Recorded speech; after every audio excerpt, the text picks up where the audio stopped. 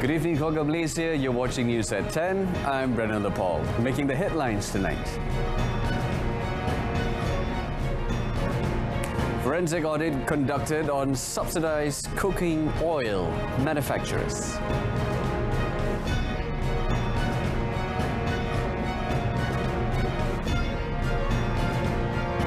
And government approves tracking system on refugees in Malaysia.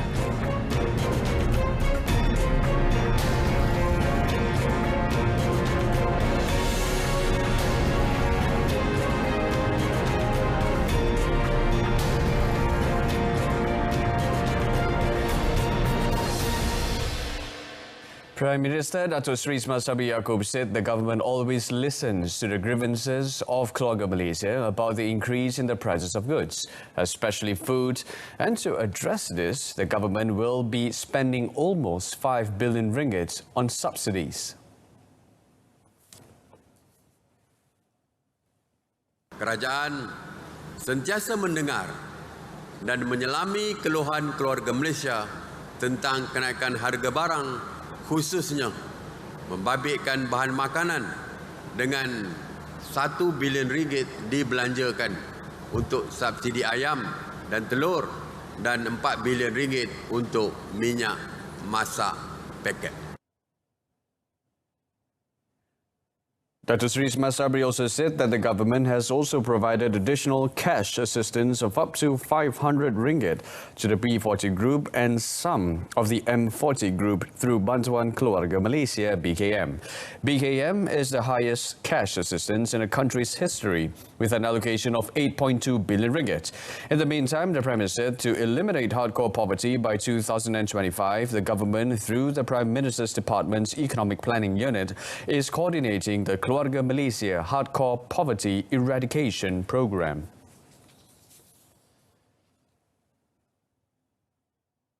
Meanwhile, Dato' Sri Semasa said the concept of tasamo, which emphasizes the value of tolerance and togetherness in the pillar of the Keluarga Malaysia concept, which was introduced by the federal government a year ago.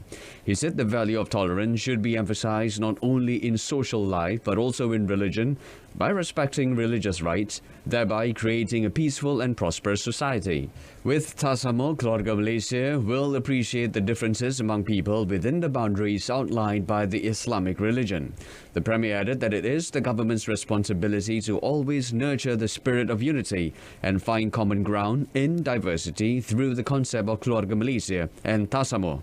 Commenting further, Dato' Sri Semasa said the idea of Keluarga Malaysia that he introduced on 22nd August last year was not just a mere rhetoric or a slogan, as the well-being and interests of the people continue to be maintained like taking care of a family. He said the Keluarga Malaysia concept aimed at uniting the multiracial and multi-religious community in one big family based on 3 main thrusts, namely inclusiveness, togetherness, and gratitude. On another note, Dato' Sri Semasa said the Ministry of Rural Development has allocated 2.6 billion ringgit for 88 projects. In Kelantan, 64 of them extension projects and 24 new projects. Pakej Central Spine Road ataupun CSR sepanjang 191 km dengan kos sebanyak 7.7 bilion ringgit antara Gua Musang hingga Kuala Kerai dijangka siap pada tahun 2026 akan memudahkan perjalanan rakyat serta meningkatkan taraf sosioekonomi penduduk setempat. Dalam bidang kesihatan pula, sebanyak 12 projek pembinaan klinik kesihatan serta quarters dijangka siap dibina pada tahun ini. Manakala 2 lagi projek dalam pembinaan iaitu di Gua Musang dan Hospital Bacok untuk merangkumi 76 buah katil dijangka siap pada tahun hadapan. The Premier added that Kelantan will also benefit from the East Coast Railing Project (ECRL), which will connect Kota Baru to Port Klang as well as have 2 stations, which are the passenger and cargo station in Pasir Puteh and the passenger station in Tunjung, Kota Baru. In the meantime, the Sultan Ismail Petro Airport upgrading project, which is expected to be completed in 2025, will be able to accommodate passenger capacity from 1.5 million to 4 million per year, while the construction of the Palikbang Bridge in Tumpat, scheduled to be completed in 2025, will be a catalyst for new development in the state. Special Task Force on Jihad Against Inflation Chairman Tan Sri Anwar Musa informed that the government is conducting forensic audits on all companies licensed to package subsidized cooking oil. This is to ensure that none of them are involved in smuggling activities. Sebab saya dah sebut dengan tegas, kalau sekiranya semua pihak tidak memberikan kerjasama dan saya dapati masih lagi menyeludup minyak masak bersubsidi, maka option kita adalah untuk merombak keseluruhan sistem. Tapi pada masa ini kita belum mengambil pendekatan itu supaya kita boleh buat satu penyiasatan dulu kalau ada kaedah-kaedah yang tidak terlalu disruptif. Checks will be carried out to monitor the amount of raw material production and to analyze whether the methods currently used can be improved or revamped. Tan Sri Anwar, who is also Minister of Communications and Multimedia, said that he will never allow a system that is too lax that may cause leakages, adding that the people are the ones who ultimately suffer if this happens. He said the money spent to cover the costs of raw materials is intended to benefit the rakyat and not people from other countries.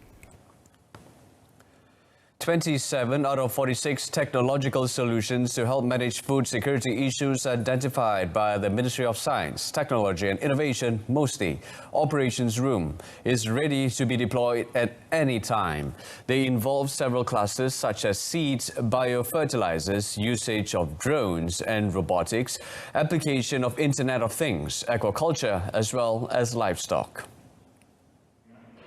According to its minister, Dato Sri Dr. Adham Baba, among the solutions highlighted was the use of fertigation automated system, vertical agriculture and aquaponics. This, combined with application of artificial intelligence, will lead to the reduction of nano solar energy panel operation costs. This initiative will ensure that the agriculture industry can be accelerated and the continuity of the agro-food industry can be preserved. Dan kerajaan demi memastikan bahawa sebahagian daripada tugasan kita adalah menggunakan teknologi-teknologi terkini dan kita juga berkolaborasi dengan pembekal-pembekal teknologi yang pada ketika ini banyak membuat awareness bagaimana dia boleh digunakan. Preparation for the Malaysian Agriculture, Horticulture and Agro-Tourism Exhibition Maha 2022 to be held at the Malaysian Agricultural Expo Park MIAPS is now 90% ready.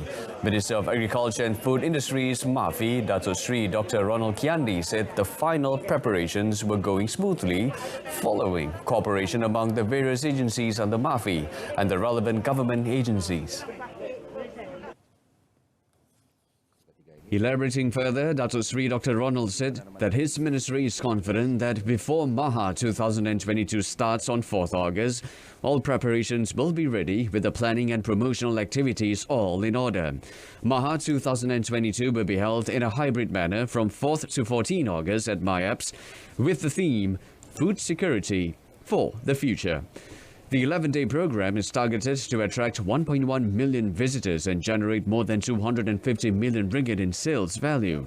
The minister noted that Maha 2022 is targeting the participation of private companies, government agencies, financial institutions, agricultural entrepreneurs, and the youth groups to fill the 1,500 booths at the exhibition site.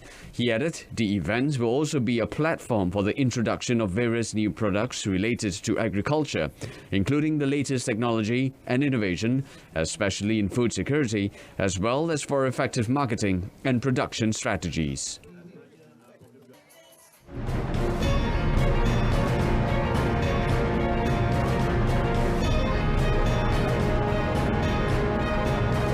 still ahead, TVET essential in formation of competent workforce. The government has approved of the implementation of Tracking Refugees Information System TRIS to collect data from all holders of the United Nations High Commission for Refugees UNHCR card.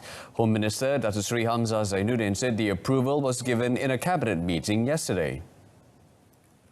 TRIS was developed by a government-appointed company after research regarding the system was made a few years ago.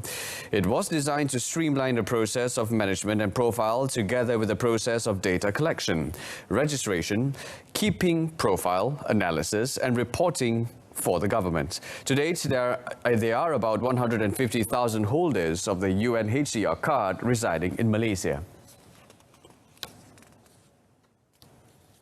Bila kita gunakan TRIS ini, iaitu Tracking Immigration System, adalah untuk memastikan bahawa segala mereka yang ada di sini, apabila kita dah daftarkan kedudukan mereka, kita tahu mana mereka tinggal.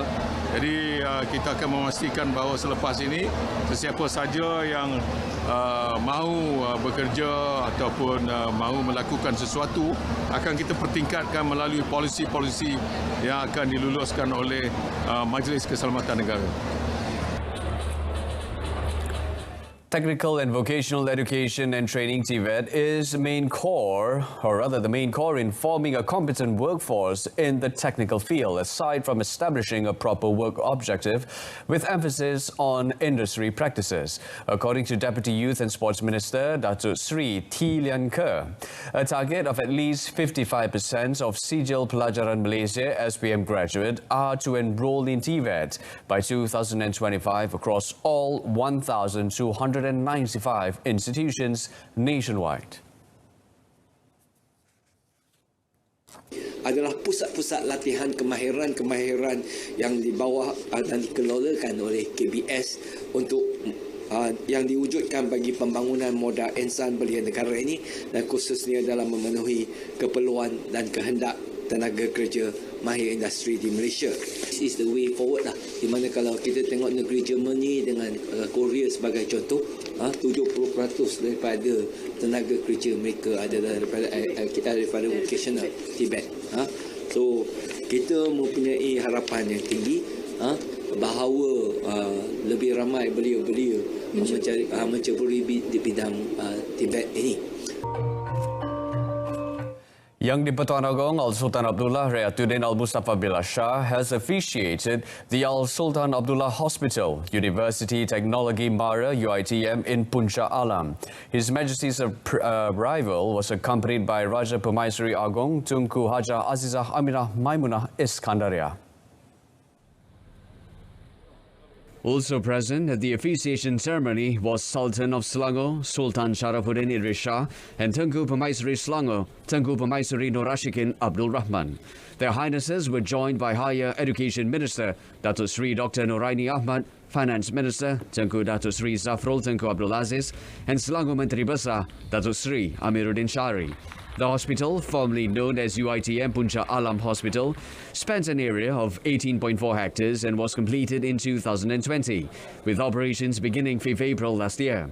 The design of the hospital building was inspired by the Zamzam water molecule and is now UiTM's pride, offering health and treatment services to almost 1.5 million people in Selangor as well as South Perak.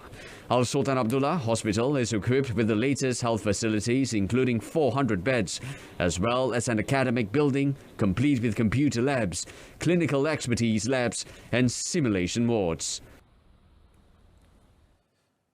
The Royal Malaysia Police (PDRM), in collaboration with the Malaysian AntiCorruption Commission (MACC), implemented a program aimed at eliminating corruption in the society and among the enforcement members. PDRM Secretary Datuk Norsia Muhammad Saaduddin said the Strategic Anti-Corruption Cooperation Program between the police force and MACC not only aimed to educate the public against offering bribes to civil servants, but for PDRM members to practice good values and have high integrity.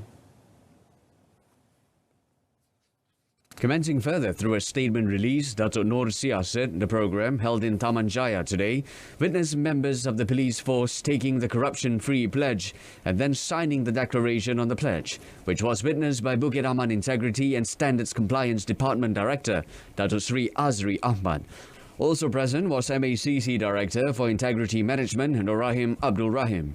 Datuk Nur Sia said that through the program, the public also had the opportunity to listen to talks and see exhibitions on PDRM and MACC. She added the collaboration is a continuation of the Memorandum of Understanding with MACC signed by PDRM in 2016 in an effort to effectively address corruption issues.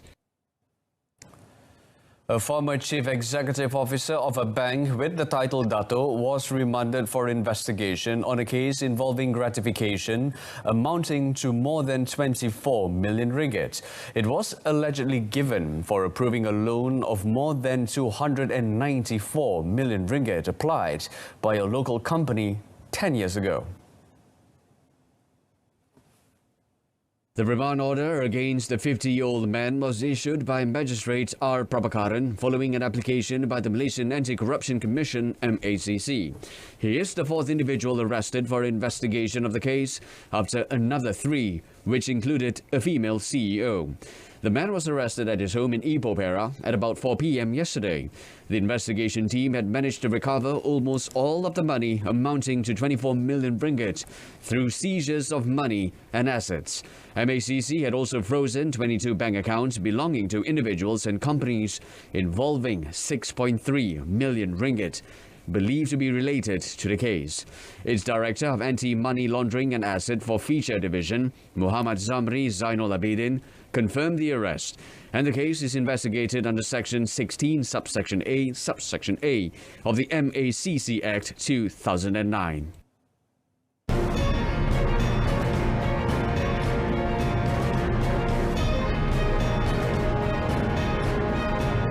And in sports, Nigel Shinozuka emerged champions of Desaru Coast Triathlon. Stay with us.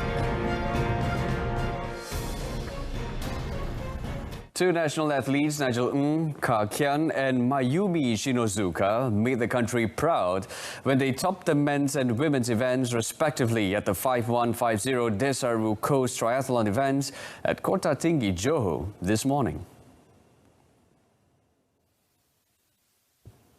Nigel Ng, who represented the country in the 2022 Hanoi SEA Games, won the challenge of three race disciplines, namely swimming 1.5 kilometers, cycling 40 kilometers and running 10 kilometers with a time of 2 hours and 18 minutes for the male category aged 18 to 24 years. Shinozuka completed the three challenges in 2 hours and 36 minutes for women in the same category. Nigel Ng, when met after the race, said overall he was satisfied with his performance as he had a good start.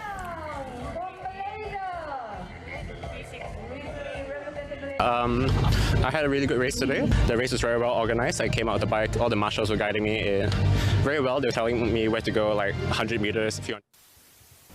Meanwhile, Shinozuka, who participated in the extreme sports event as a platform to maintain her fitness, said she was also satisfied with her achievement. Next year, I'm aiming to join. Although the Hanoi, I didn't do as well, but it's okay because, you know, every time in this world, like you won't always be good. Yeah, it's all a learning process. Wrapping up the news at 10, in our top story, forensic audit conducted on subsidized cooking oil manufacturers. Join us again at 12:30 tomorrow afternoon. Till then, it's Lights Out. I'm Brenda Lopal. Salam Keluarga Malaysia and take care.